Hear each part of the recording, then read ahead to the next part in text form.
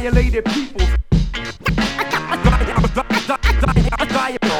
Dilated people. Dilated people.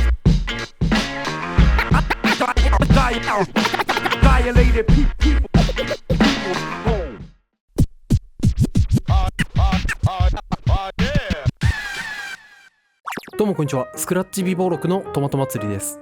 今回は少し趣向を変えてスクラッチの耳コピーというのをしていきたいと思います。ある程度フリースタイルでスクラッチができる人は多分やってみればできると思います。動画の最後の方に簡単な耳コピーのコツなどを紹介していますので、興味があれば見てみてください。それではまずどんな構成になっているか見ていきたいと思います。Dilated people.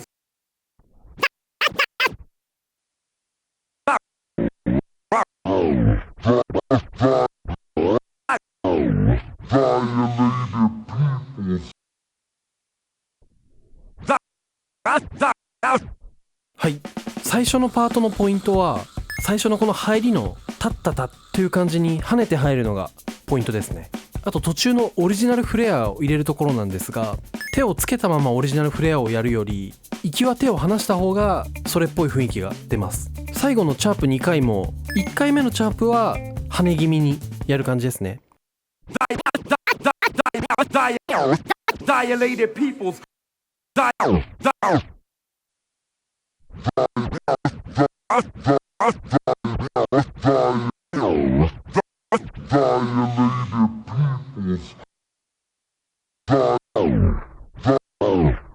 はい、パート2のポイントは2クリックフレアを倍速でやった後にチャープを2回入れるんですが、2回とも行きは手を離した方がいい感じの音が出ます。あとこのバックワードスクラッチのところですね、ここは思いっきり溜める感じでやってください。最後のチョップトランスフォーマーっていうところはかなり弱めにやった方が本家っぽい音が出ます。ジャクパンチみたいな感じですね。Dilated people. はい、パート3はチャープとフォワードだけなんですが、ここだけちょっとやたら下手で申し訳ないんですが、このチャープはあまりこう動かさずに細かくやるっていうのがポイントですね。できないんですけど。Dilated people.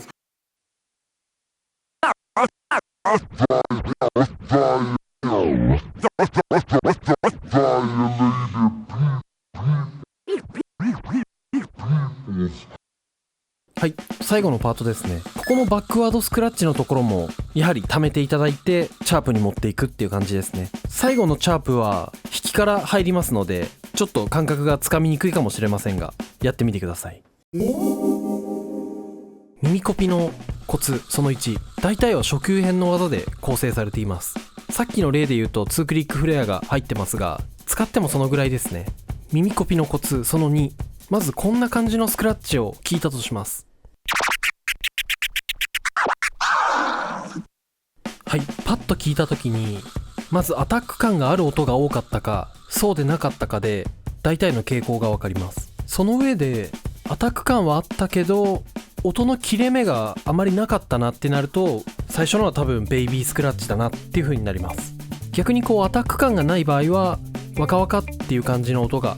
出ますので、最後の方に多分フレアを使ってるんだなっていう感じにこう見当をつけていくわけですね。耳コピのコツ3、例えばこういうという音なのか、